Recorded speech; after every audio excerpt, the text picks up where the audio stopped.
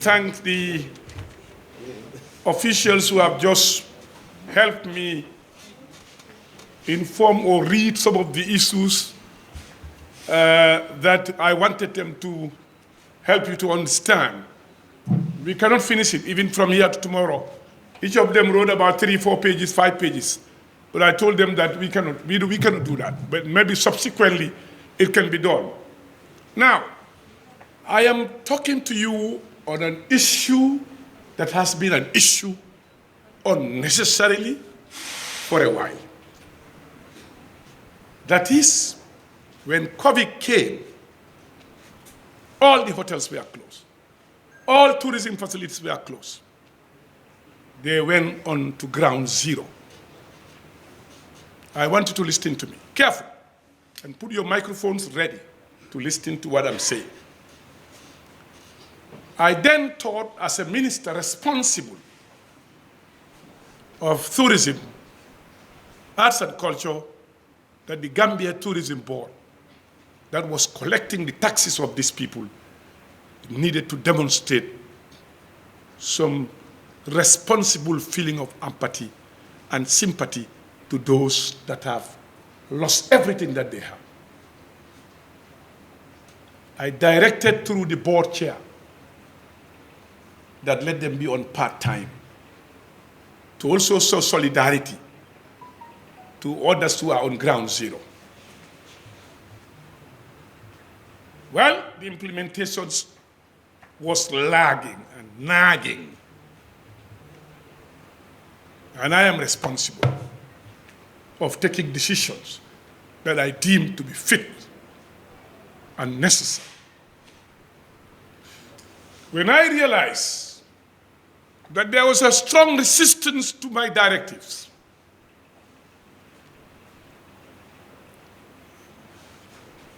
I asked the board to go and have a meeting. In that board meeting, it did not come in the agenda, even though I have written through the board to ask them to implement this, consider implementing the decision. It was government wishes that the Gtboard needs to take some decisions, prudent decision to try to save resources, because we didn't know when COVID was going to end. It was initially for a period of 2 weeks, 3 weeks, 1 month at most, and we considered as to whether do we need to continue or close the board, dissolve it for everybody to go home, redundant everyone. I didn't want to take the decision. I felt no, we cannot redundant them because everybody's redundant, but let's make sure we give them a chance, let them earn half, and we proceed and see how things will evolve. Some of them were bent on never to see that happen. And we realized that the board also was not acting the manner and the speed we wanted this thing to be done. I appointed the board through the President of the Republic. I straight away dissolved the board with the approval of the President of the Republic of the Gambia. I dissolved the board. And then there were some staff who felt that they are super God, super, nobody should touch them, they can do whatever they want to do, and that nobody can do that. I was determined to make sure we get it done. And it was done. Then they wrote a petition alleging a lot of things, corruption, lodges not, contract not awarded, not supported by GPPPA, money being taken and all allocation. They made a lot of allegations. Went to the National Assembly. Said, we are prepared. Let them call us. We are born here, bred here. We fear no one. What we do, we know we do it rightly. We may not be perfect, but we can stand anywhere and defend our decision. And if any one of them have evidence, let them go and put it to the committee. This committee sat, met almost everybody. When they met almost everybody, I think I was the last to meet the committee. When I went to meet the committee, the first thing I did was to tell the chairman to lead petitioners. That is Sheikh Omar Bah, my own brother, Lamin Bojang,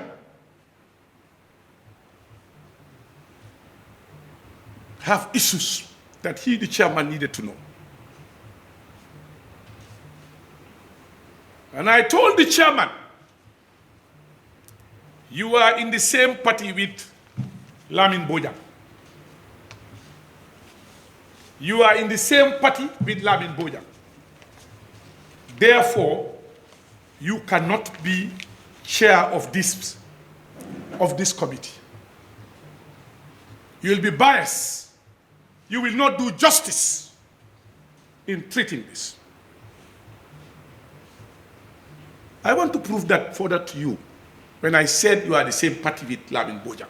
I'm not making allegation. I'm too good to do that. Let me give you this. Lamin Bojang in his Facebook wrote this.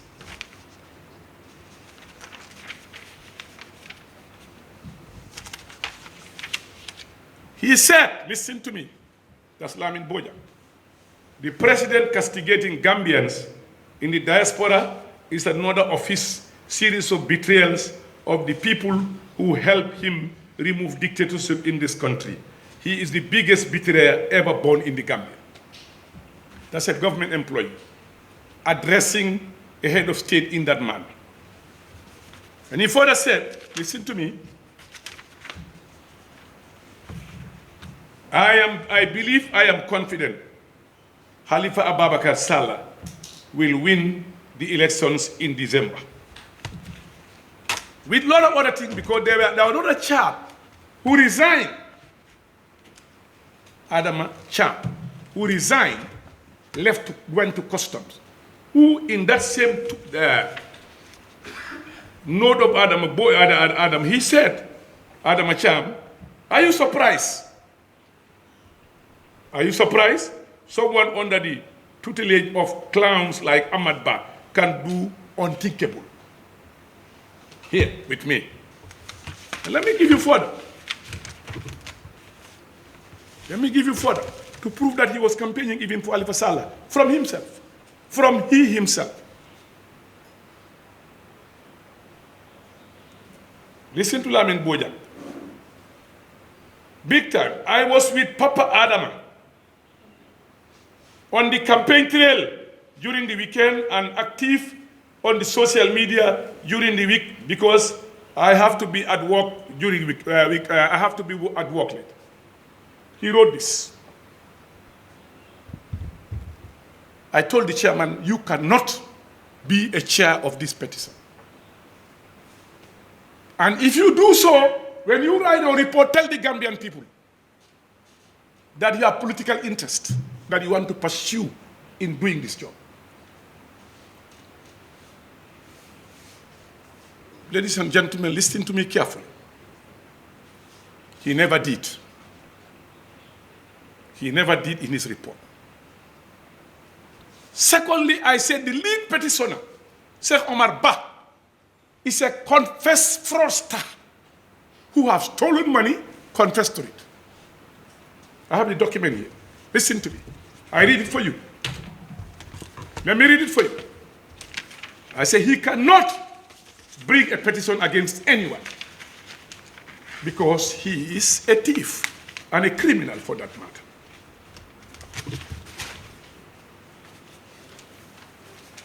A thief and a criminal for that matter. Let me see. Listen to me, please. Sir Omar Ba stole money with the Gtboard a couple of days ago, and he signed this confession.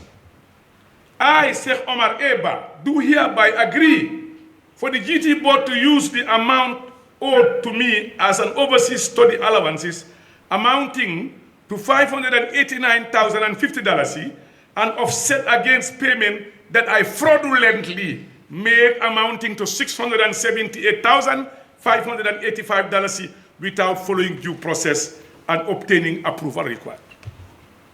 One, it's a confessed fraudster.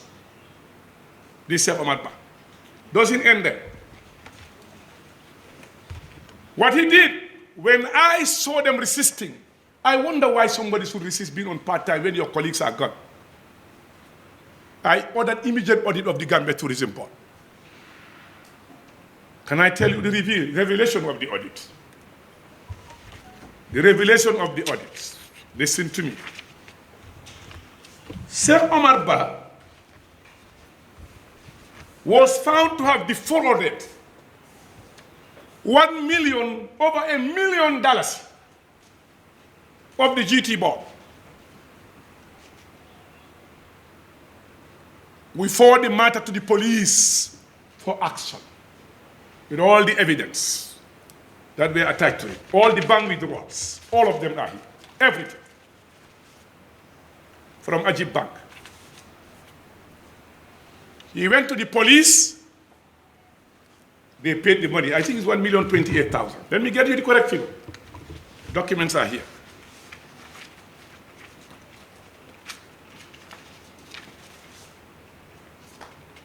$1 million. What is this? 1,020,000. 1,025,850. He defrauded the Gtboard. And this is the lead petitioner who is talking about corruption. How much is it?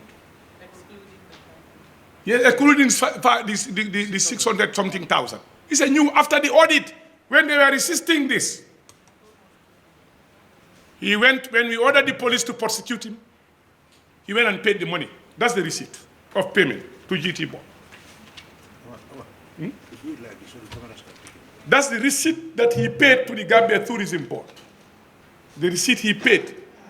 Went to the police, he went, they paid him $1,025,850 of the Gambia Tourism that he defrauded. Do you know how he defrauded this? This very Sheikh Omar, who was the lead petitioner. You know what he did? He went and obtained 2 ID cards in 2 names of the Sheikh Omar. I have a photocopy of the ID cards here with me. I'll show you. No, we have to get to the bottom of this. We cannot just be tarnishing the image of people who are criminals. They want to continue their criminality in an institution. We have a right to stop it. Who are we not to stop it? When we are on oath.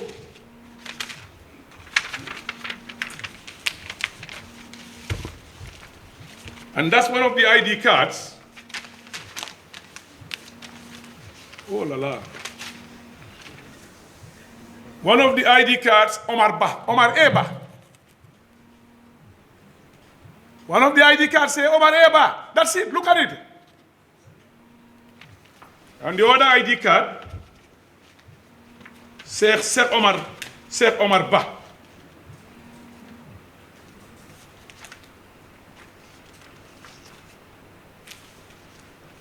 Just a minute.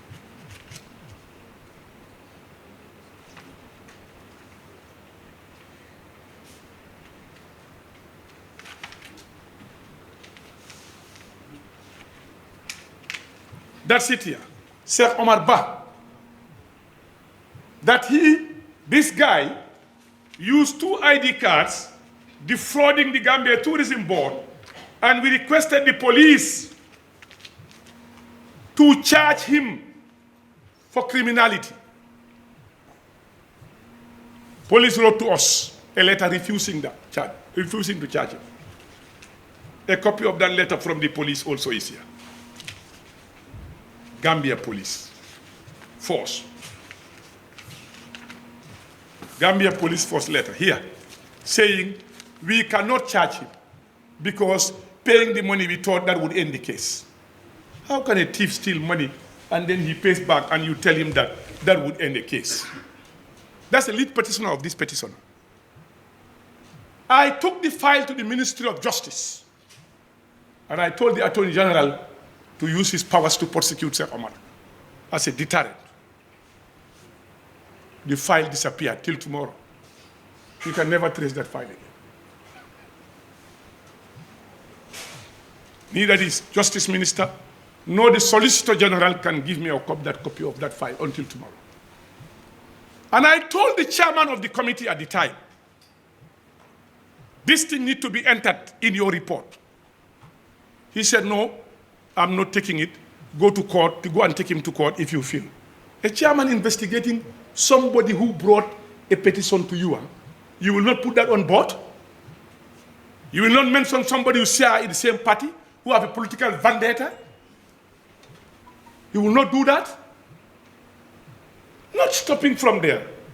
Looking at the committee, recommendation of their committee, he said reinstate staff. Immediately, Sir Omar was confronted with the forced fraudulent act. He resigned. He resigned. Are you reinstating somebody who resigned? And then after all that, he went to court, sued the Gtboard. He lost the case. He paid us cost and is paying all his liabilities as we speak. Mr. Bojang had issues with the board, genuine issues. They have a legal advisor, a lawyer. By manner of which he behaved, he was terminated. We cannot discuss that because it's before the court of law. We have to respect the rule of law. You are now saying those are the people who should be reinstated as a chairman of a committee. Secondly, who are you? Minister, parliamentarian, to determine how a director general uses his staff to do his job. That people should not be posted up country. You know, we talked about here developing inland tourism. We wanted expertise there to help those hotels, train people. They posted them without the knowledge of the ministry. Wallahi, I'm on Ramadan. I swear, we never knew how